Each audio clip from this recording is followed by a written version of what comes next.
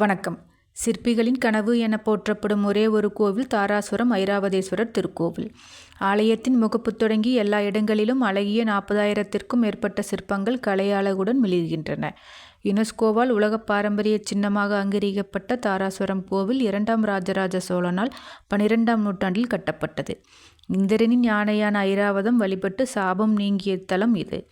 ஆலய மண்டபம், அர்த்த மண்டபம், முகமண்டபம், ராஜகம்பீர மண்டபம், விமானம், கருவறை மண்டபம் என எங்கு நோக்கினும் அழகும் பிரம்மாண்டமும் நெஞ்சை அள்ளும். புதுவிதமான சிவப்பு கற்களால் திரண்டிருக்கும் இக்கோவிலில் மனித முயற்சியின் உன்னதத்தை உணர வைக்கும்.